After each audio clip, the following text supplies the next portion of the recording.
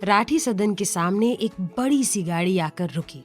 उस गाड़ी में से सबसे पहले निकली उमा अग्रवाल। हल्के हरे रंग की साड़ी, आंखों पर काला चश्मा और हाथ में छोटा सा क्लच। अभी अभी कार से उतरे अपने पति रमेश अग्रवाल के साथ वो घर में दाखिल हुई। उनके पीछे उनके दोनों बेटे भी आ रहे थे। ड्राइंग रूम की टेबल पर मिठाई, कुकीज, पकौड़े सब सजे हुए थे।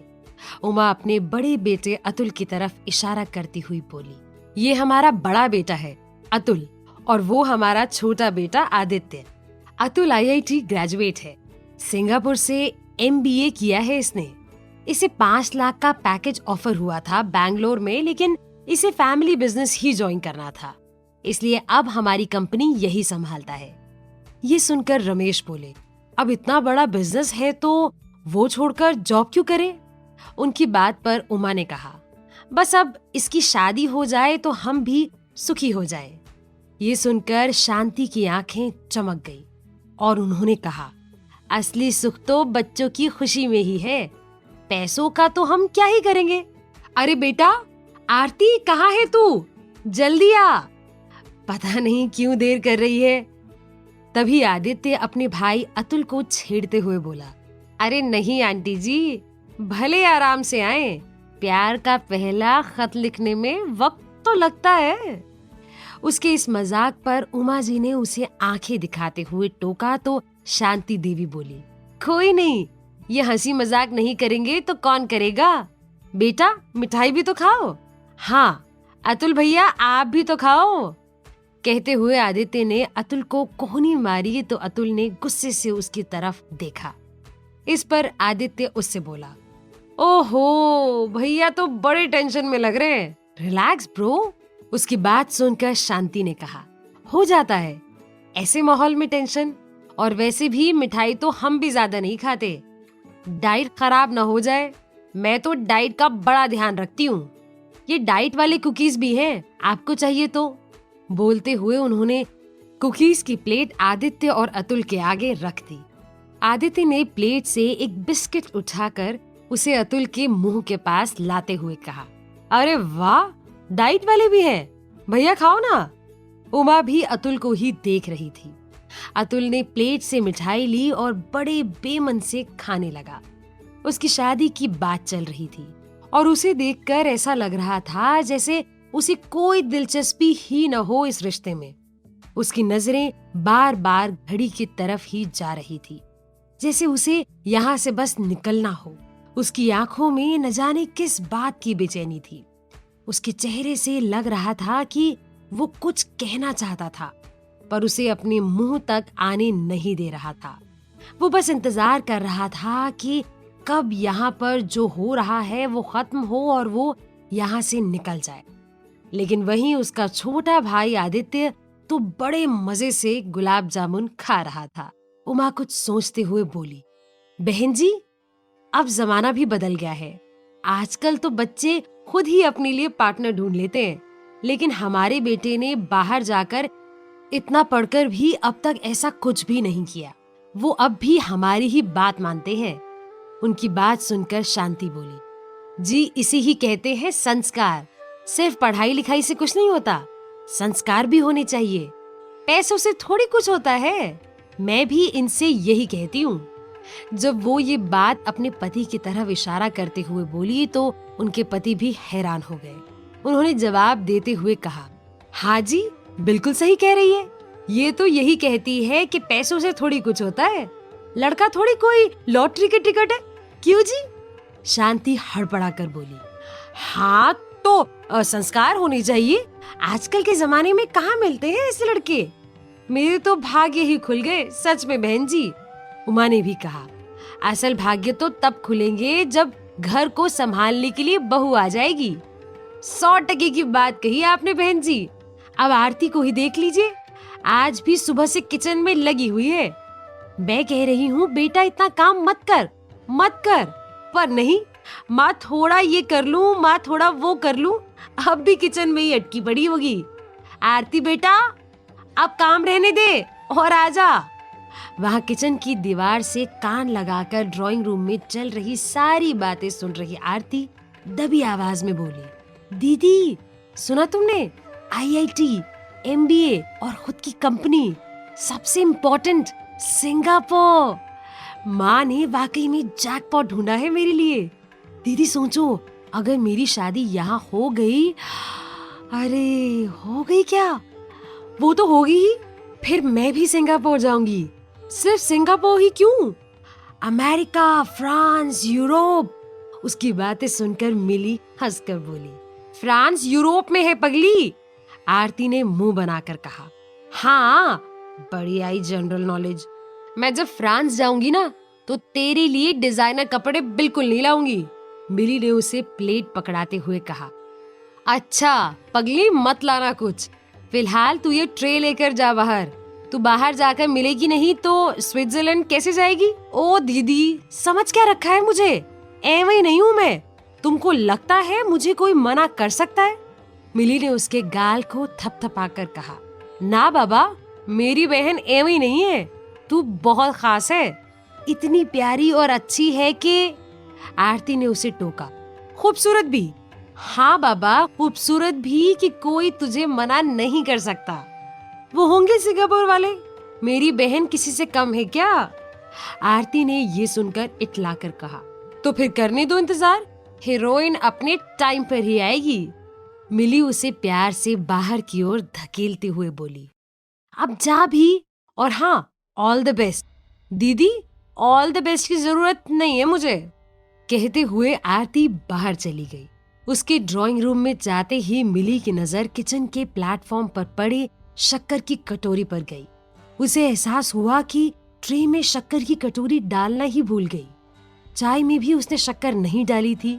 शांति ने मना जो किया था, उसे आदत नहीं थी बिना शक्कर के चाय बनाने की और अलग से शक्कर रखने की, इसलिए वो भूल गई।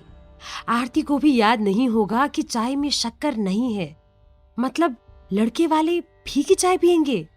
कहीं चाय पीकर उन्हें ये न लगे कि आरती को ढंग से चाय बनानी भी नहीं आती। नहीं, ये सब बड़बड़ाती हुई वो परेशान हो रही थी। वो नहीं चाहती थी कि ऐसा कुछ हो। उसने अपने आप को कोसा कि क्यों उसने पहले ध्यान नहीं दिया। वो सोचने लगी कि इस वजह से कोई गड़बड़ हो गई तो वो गड़बड़ उसी की वजह से होगी। आरती ने कितने सपने सजाए हैं उस शादी को लेकर। अगर उसकी वजह से उसकी शादी में कोई रुकावट आई तो वो अपने आप को कभी माफ नहीं कर पाएगी। पर फिर उसने सोचा कि इतनी सी बात में रिश्ते थोड़ी टूटते हैं, पर अगर रिश्ता टूट गया तो। मिली का मन कभी इधर कभी उधर हो रहा था। उसे समझ नहीं आ रहा था कि अब जो गलत हो गया है उसे ठीक करे तो करे कैसे। बाहर ड्राइंग रूम में आरती को आता देख शांति बोली, लो आ गई। आरती को उमा ने अपने पास बैठने का इशारा किया और उसके बैठते ही वो बोली, जैसा नाम वैसे ही रूप, शांत और प्यारा। ये सुनते ही आरती मन में सोचने लगी, चलो गेम 50% तो यही जीत गई, बाकी के 50% तो आराम से जीत जाऊंगी। उसे जो अपने रूप पर भरोसा था वो और भी बढ़ गया। फिर वो चाय के कप बनाने लगी।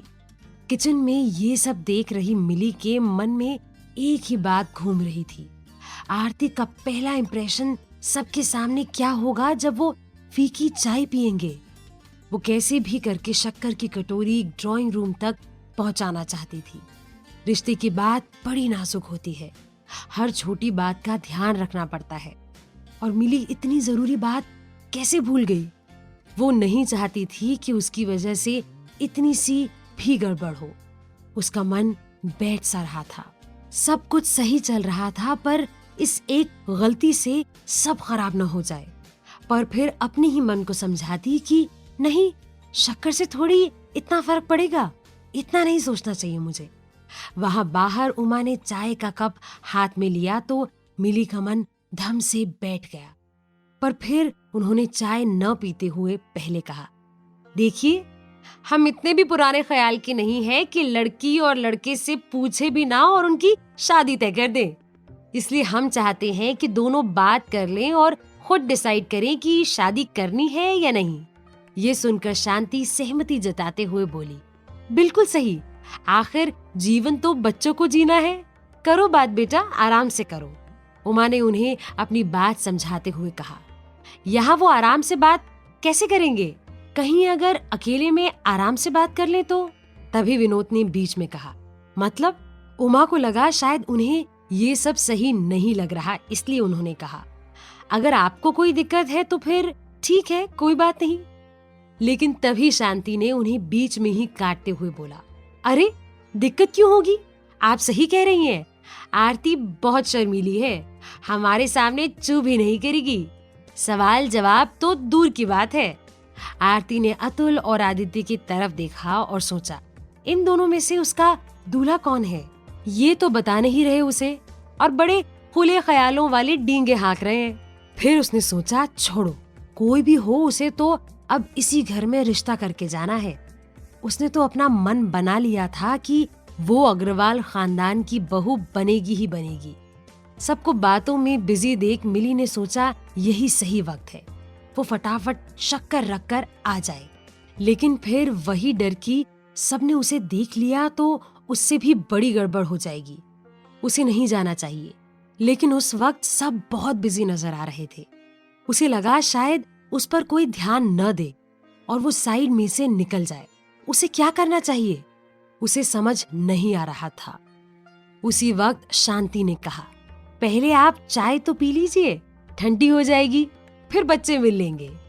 एक बार फिर कंफर्म करने के लिए उमा ने उनकी तरफ देखकर पूछा, आई होप आपको कोई प्रॉब्लम नहीं? अरे नहीं नहीं, कोई दिक्कत नहीं है। वैसे भी बस यही तो जाएंगे बाहर आंगन में, गार्डन है हमारा, छोटा है पर अच्छा है। गुलाब, चमेली, जूही की बेल तो ऊपर वाले कमरे के कूलर तक जाती है। बड़े मन से आरती ने खुद लगाई है वो बेल। ये सुन उमा ने आरती की तरफ देखकर कहा, तो गार्डनिंग का शौक भी है आपको? Very nice. फिर तो शांति देवी ने आरती का गुणगान करना ही शुरू कर दिया। ये तो कुछ नहीं, कुकिंग का तो इसे इतना शौक है कि रोज नई रेसिपी ट्राई करती रहती है। ये पकौड़े भी इसी ने बनाए हैं और चाय भी, पीजिए ना। वो लोग बातें करने में बिजी थे। इतने में मिली किचन से निकलकर दबे पांव ड्राइंग रूम तक निकल गई। फिर जब सबका ध्यान बातों में था तो उसने टेबल पर शक्कर की कटोरी रखी और वापस किचन की तरफ मुड़ गई। पर उमा की नजर उस पर चली गई थी। टेबल पर अचानक शक्कर की कटोरी देख आरती हैरान हो गई। उसका ध्यान उमा पर गया जो मिली की तरफ देख रही थी। आरती ने उनका ध्यान हटाने के लिए जोर से पूछा, शक्कर कितनी लेंगी आप? उमा ठिठक गई और उसका ध्यान मिली से हट गया। वो जवाब देते हुए बोली, बेटा 1 चम्मच बस। आरती ने घबराते हुए शक्कर चाय में मिलाई तो उमा ने पूछा, वो कौन थी? शांति ने हैरान होते हुए कहा, कौन? वो जो अभी दिखी मुझे? खैर छोड़िए। उमा के ये कहते ही आरती ने राहत की सांस ली। उसने मन में ही सोचा, अभी दीदी फंसा दे दी हम सबको, बाल बच गए। तभी किचन की तरफ से जोर से किसी चीज के गिरने की आवाज आई और सब उठकर उस तरफ देखने लगे। किचन के बाहर बड़े साइड टेबल पर रखा फूलदान जमीन पर गिरकर टूट गया था। उस टूटे हुए फूलदान के टुकड़ों के पास आंखें मीचे मिली सहमी सी खड़ी थी। यहाँ बस इतना ही। आगे की कहानी जानने के लिए सब्सक्राइब करें पॉकेट एफएम चैनल को और बेल क्लिक करके अगले एपिसोड का नोटिफिकेशन पाएं। लेकिन आप सारे एपिसोड अभी सुनना चाहते हैं तो डाउनलोड करें हमारा pocket FM app. Link description में है, जहां आप पाएंगे इस शो के सारे एपिसोड्स और साथ ही इसके जैसे और भी बेहतरीन शोज। तो देर किस बात की, अभी डाउनलोड करें पॉकेट एफएम ऐप।